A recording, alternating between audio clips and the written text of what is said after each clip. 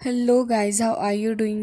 जैसा कि हमने लास्ट एपिसोड के अंदर देखा था कि यहाँ पर एक्सोर्सिज्म क्लास के पास के जितने भी वॉरियर्स वगैरह थे वो धीरे धीरे करके सारे ही कोमा के अंदर जा रहे होते और किसी को भी ये नहीं समझ आ रहा था कि आखिर सडनली सोल्जर्स का कोमा में जाने का असल रीज़न है क्या, जिसके साथ ही इस एपिसोड की स्टार्ट होती है और हमें देखने के लिए मिलता है कि सोल्जर्स जो कि अपनी जीत का जश्न मना रहे थे वो धीरे धीरे करके यहाँ पर बेहोश होने लग जाते हैं। वहाँ पर कोई बटरफ्लाई आ रही थी जो कि उनके चेस्ट पे कोई मार्क करती, जिसके बाद यहाँ पर काफ़ी तेज़ी के साथ ये वॉरियर्स बेहोश हो जाते। इनके साथ ही भी खुद हैरान थे। आधे को तो ये लग रहा था कि यहाँ पर शायद से इनका अल्कोहल टॉलरेंस की वजह से हुआ है, लेकिन असल में अल्कोहल की वजह से नहीं, लेकिन यहाँ पर ये डीमन की वजह से हो रहा था जो कि इन्हें सारे ही सोल्जर्स को कर्ज कर रहा था और वो बटरफ्लाई उड़ते हुए वहाँ से निकल जाती है।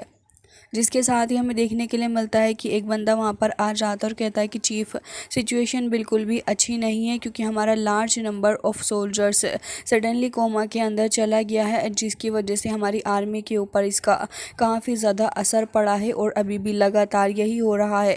तभी हमें देखने के लिए मिलता है कि सारे ही सोल्जर्स को इमीडिएटली ट्रीट करने के लिए लेके जाया जा रहा होता है और जैसे ही बाकी सारे लोग यहाँ पे आकर सोल्जर्स को देखते हैं तो वो हैरान थे कि आखिर इनकी चेस्ट के ऊपर किस तरीके का सिंबल अपीयर हो रहा है जो कि आज से पहले तो कभी नहीं देखा गया। तभी हमें देखने के लिए मिलता है कि यहाँ पर ट्रीट करने वाली नर्स भी बता रही होती है कि असल में ये कोमा के अंदर चले गए हैं और इससे पहले जो हुआ वो हमें उसके बारे में कुछ भी अंदाज़ा नहीं।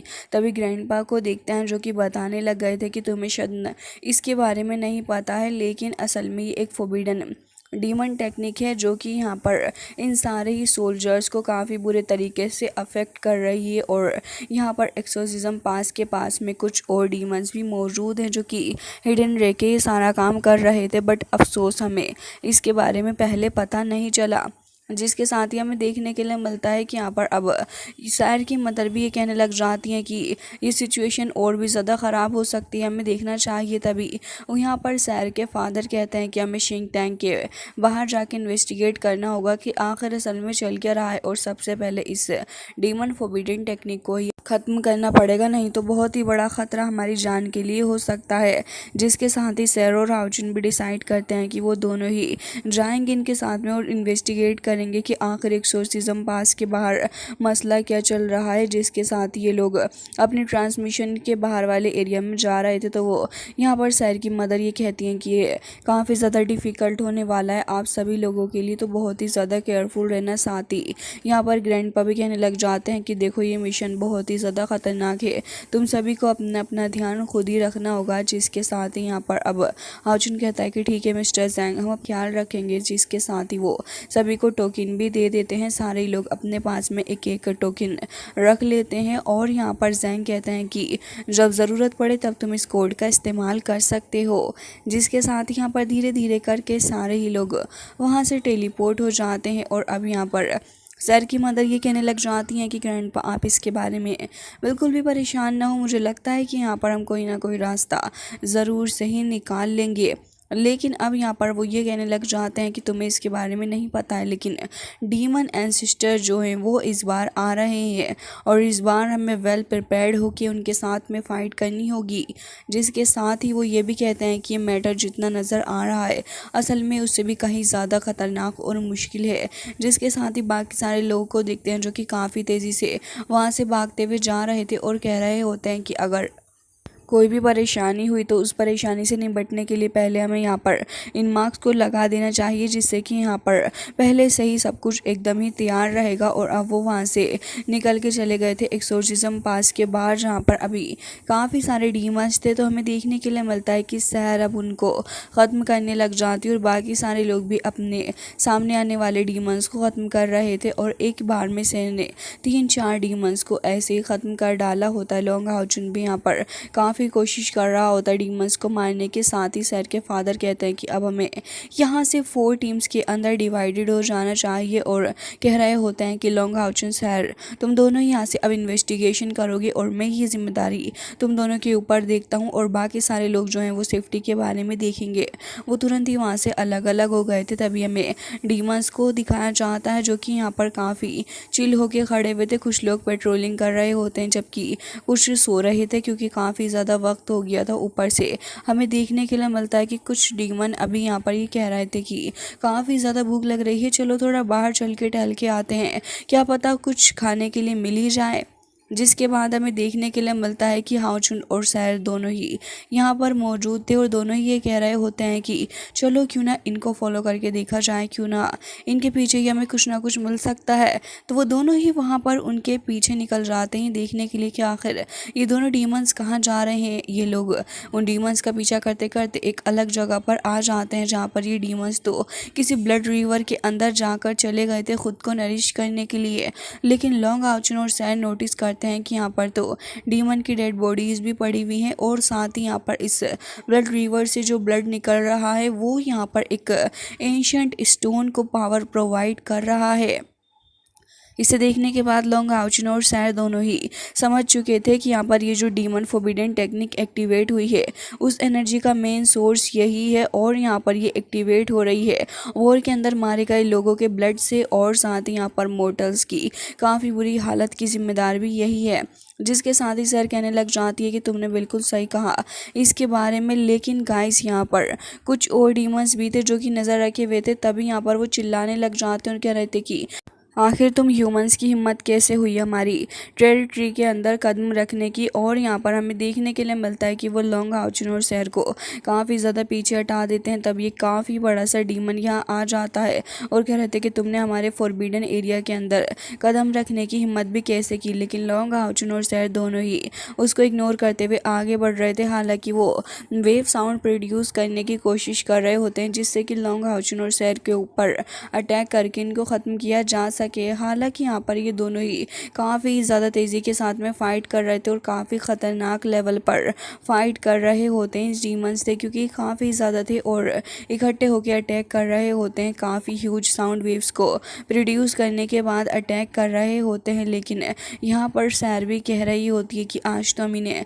ख़त्म करके ही यहाँ से जाएंगे। लेकिन तभी उन सभी ने जमावड़ा इकट्ठा किया और फिर उसके बाद लॉन्ग हाउचुन को उसके अंदर कैद करके अब ऑलमोस्ट अटैक करने वाले थे। लेकिन लॉन्ग हाउचुन उनको पीछे हटाते हुए तुरंत ही वहाँ से अलग को हट गया था। लेकिन तभी वो बड़ा वाला डीमन यहाँ पर अपनी पावर को प्रोड्यूस करता है उस फोरबिडन स्टोन से और फिर यहाँ पर दोनों ही आगे बढ़ रहे होते हैं। हालांकि काफ़ी ज़्यादा ईविल एनर्जी भी इस जगह से निकल रही होती है जो कि जाके इन दोनों को हिट करने वाली थी।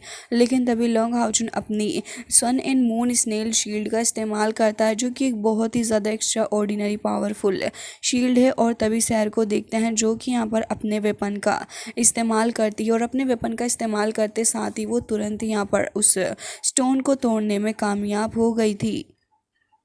हालांकि ये अच्छी बात थी कि उसने उस फोरबिडन स्टोन को ही तोड़ दिया था। लेकिन यहाँ पर कुछ और अजीब होता है। असल में ये लोग अब एक इल्यूजन के अंदर फंस चुके होते हैं क्योंकि सारा का सारा जो कुछ अब तक इन लोगों ने फेस किया वो सब बस एक ट्रैप था इन लोगों को यहाँ तक फंसाने के लिए। और तभी हमें एक लेडी देखने के लिए मिलती है जो कि यहीं पर मौजूद थी और कह रही थी कि सब कुछ हमने तुम्हें फंसाने के लिए किया और अब जब तुम यहाँ पर आ ही गए हो तो मैं तुम्हें मुबारकबाद देना चाहूँगी कि तुम यहाँ पर फंस गए। जिसके साथ ही अब वो वहाँ पर उठ के बैठ जाती है और अंगड़ाइयाँ ले रही थी लॉन्ग हाउचुन और सैर को देखते हुए और कह रही थी कि तुम लोगों ने अच्छा फन किया होगा है ना। जिसे देखने के बाद लॉन्ग हाउचुन समझ जाता है कि अगेन ये तो एक और डीमन है जिसके पास में काफ़ी ज़्यादा ख़तरनाक लेवल की पावर है और यहाँ पर ये बहुत ही ज़्यादा स्ट्रॉन्ग भी है। लेकिन तभी यहाँ पर ये डीमन ये कहने लग जाती है कि मैं तुम्हें पकड़ने की काफ़ी कोशिश की और इन दोनों के ऊपर प्रेशर बना रही थी। लॉन्ग हाउचुन उसी टोकन का इस्तेमाल करने लग जाता है जो कि ग्रैंडपा ज़ैंग ने उसको दिया था। लेकिन यहाँ पर ये इमरजेंसी टोकन भी काम नहीं कर रहा होता। तभी यहाँ पर ये लेडी कहने लग जाती है कि तुम फाइनली यहाँ हो, तुमको पकड़ने के लिए मैंने काफ़ी ज़्यादा एफर्ट लगाए हैं। और तभी लॉन्ग हाउचुन को याद आता है कि शुरू से ही जब वो डीमन सैर को पकड़ रहा था और यहाँ पर सब कुछ चल रहा था वो सारा का सारा उसको फंसाने का ही ड्रामा था, क्योंकि अल्टीमेटली ये लोग सैर को पकड़ना चाहते हैं। और तभी यहाँ पर वो लेडी बटरफ्लाइज के थ्रू सैर को काफ़ी पीछे खींचती हुई लेकर जा रही होती है। लॉन्ग हाउचुन कोशिश कर रहा होता है कि यहाँ पर सैर को बचा ले, लेकिन सैर का हाथ उससे काफ़ी ज़्यादा दूर हट गया होता है और वो कोशिश करते करते भी काफ़ी अलग एक क्रैक के अंदर पहुँच जाता है। हालांकि यहाँ पर अब इस लेडी को दिखते हैं जो कि सैर के काफ़ी ज़्यादा क्लोज आ गई थी और कह रही होती है कि तुम्हें नहीं पता मैंने सच में कितने एफर्ट्स डाले हैं तुमको पकड़ने के लिए। वाकई में तुम बहुत ही ज़्यादा ब्यूटीफुल हो और एकदम ही वर्दी हो मेरी सक्सेसर चुनी जाने के। और यहाँ पर वो किसी भी तरीके से अब इसको अपना सक्सेसर बनाना चाह रही होती है, जिसके साथ ही यहाँ पर सैर भी पीछे को हट जाती है और कह रही थी कि इस बस तुम्हारे ख्यालों में हो सकता है, और अटैक भी करती है पलट के।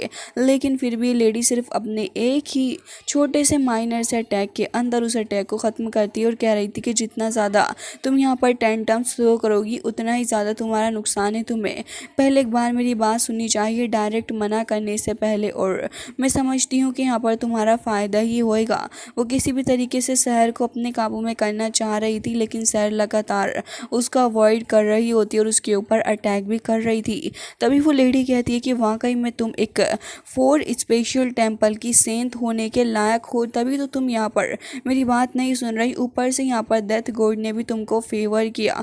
मानना पड़ेगा तुम ह्यूमैनिटी की प्रोफाउंड डॉटर हो। लेकिन धीरे धीरे करके अब सैर के ऊपर इस लेडी की बातों का असर होने लग जाता है, जिसके बाद वो सर को मैन्युपुलेट करने की कोशिश करने लग जाती है और कह रही थी कि ये लाइफ तो पेन से भरी पड़ी है, भला तुम क्यों ही इस लाइफ को जीना चाहती हो। अगर मेरी मानो तो इन हिपोक्रेट्स ह्यूमन से बहुत ही ज़्यादा दूर रहो, ये बहुत ही बेकार हैं। लेकिन तभी शहर उसकी बातों को इग्नोर करती है और कह रही थी कि मुझे नहीं पता तुम किस बारे में बात कर रही हो। और अब यहाँ पर अपनी first of the 7 deadly skill का इस्तेमाल करने वाली थी इस लेडी के ऊपर अटैक करने के लिए, लेकिन ये लेडी एक बार फिर से सैर को पीछे पकड़ के ले जाती है और एक अजीब ही ढंग से उससे कह रही थी कि तुम्हें मेरा हार बनना ही पड़ेगा। इन सारी चीज़ों से बिल्कुल ही फ्री होने के लिए तुम्हारे अंदर वो टैलेंट है। ज़रा सोचो एक बार, अगर तुम ऐसा कर लोगी तो हिस्ट्री के अंदर तुम सबसे ज़्यादा स्ट्रॉन्गेस्ट बन जाओगी और फिर तुम्हें रोकने वाला कोई भी नहीं होगा। इवन यहाँ पर पूरा का पूरा कॉन्टिनेंट तुम्हारे पैरों के नीचे होगा। इवन हो सकता है कि हम लोग मिलके इस पूरे के पूरे अर्थ को ही हिलाकर रख दें। तो अब बताओ तुम इसके बारे में क्या चाहती हो, और जो भी तुम्हें हर्ट करेगा तुम उससे रिवेंज ले सकती हो। हर कोई तुम्हारे आगे झुकेगा, इससे ज़्यादा तुम्हें और क्या चाहिए। तुम पीस ऑफ माइंड के अंदर रहोगी। लेकिन तभी सैर उसके ऊपर धोखे से हमला कर देती है और कह रही थी कि मैंने कहा ना मुझे कुछ याद नहीं जो तुम कह रही हो।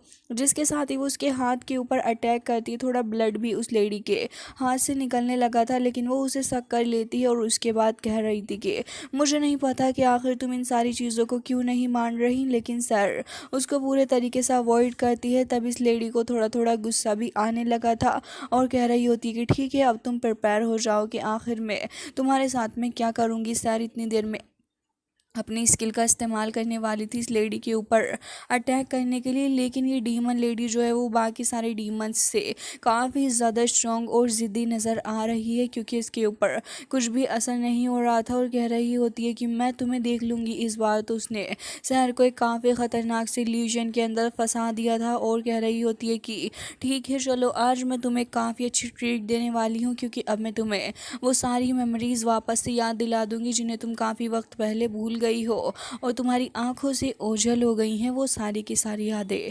लेकिन अब यहाँ पर वो सारी की सारी मेमोरीज शहर को वापस से याद आ रही होती हैं। शहर धीरे धीरे करके उन मेमोरीज को काटती जा रही थी और वो समझ जाती है कि एक बहुत ही अव्वल लेवल का इल्यूजन इस लेडी ने बना डाला है और शहर वहाँ से भाग भी रही होती है। लेकिन यहाँ पर ये इल्यूजन डिसअपियर नहीं हो रहे थे और साथ ही यहाँ पर ये लेडी ये भी कह रही थी कि आखिर तुम इनसे इतना फ्रस्ट्रेट क्यों हो रही हो, ये तुम्हारी खुद की मेमोरीज हैं तो तुम्हें इनसे डरने की कोई ज़रूरत नहीं।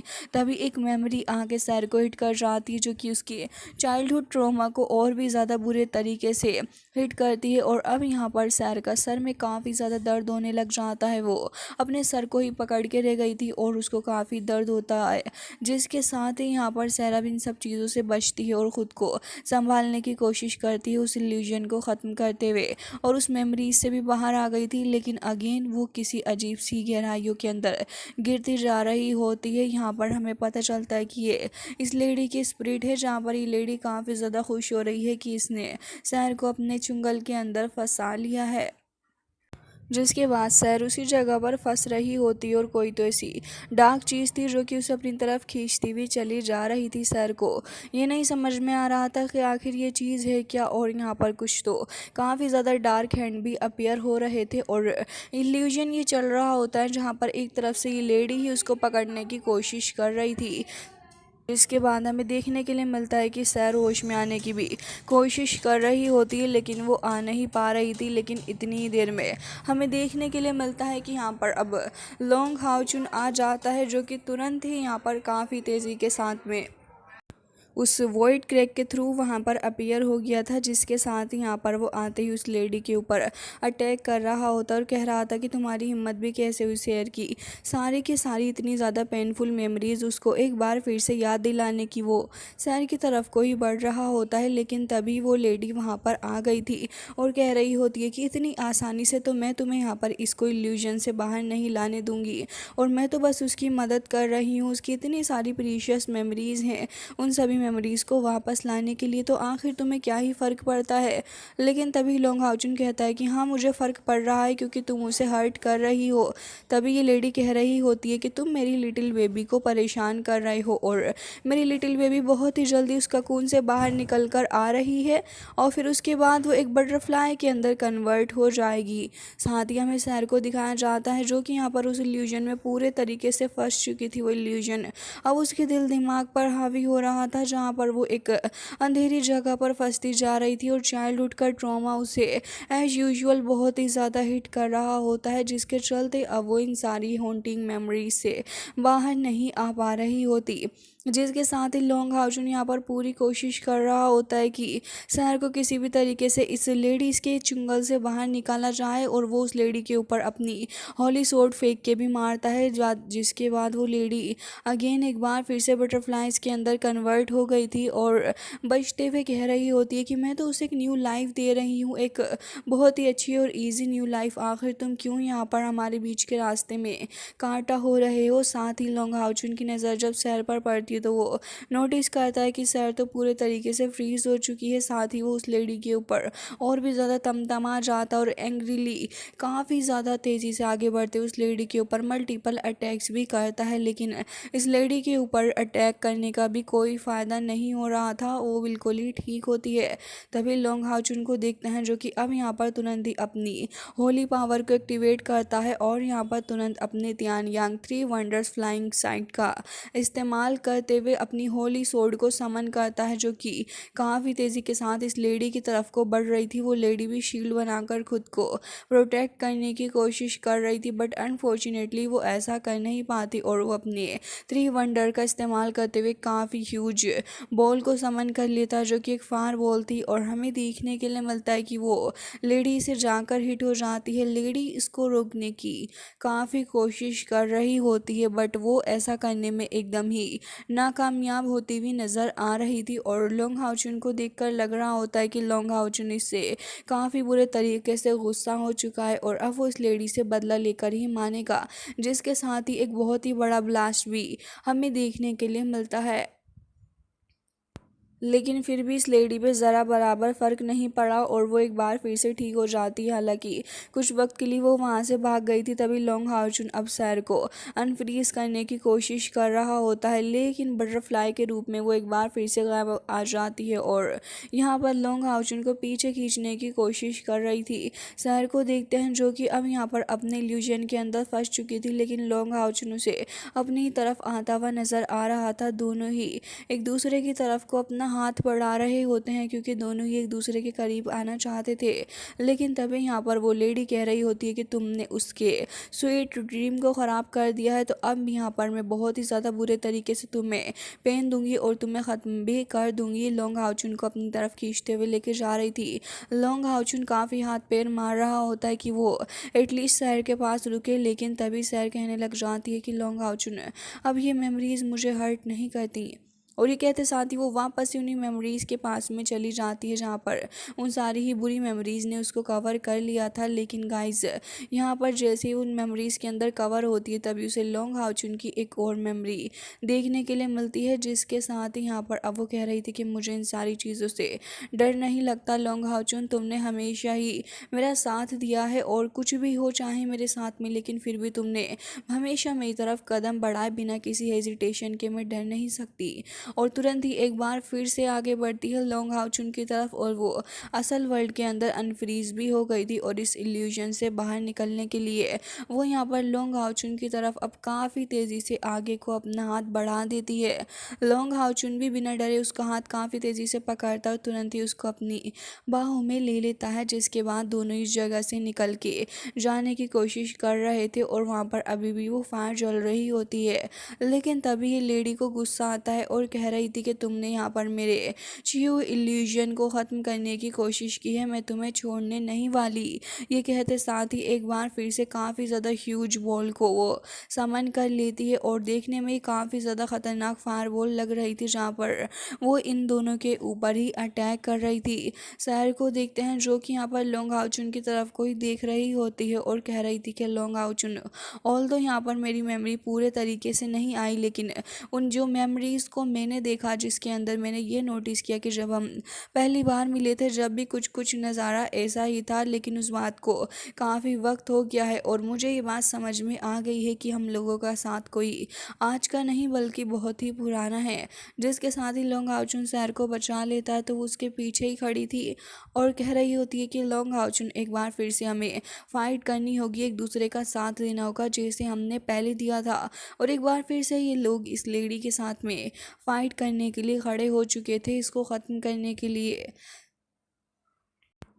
सो गाइस इसी के साथ आज का ये एपिसोड हो जाता है एंड आई होप कि आपको पसंद आया होगा। मिलते हैं नेक्स्ट वीडियो में, तब तक के लिए bye bye, take care of yourself.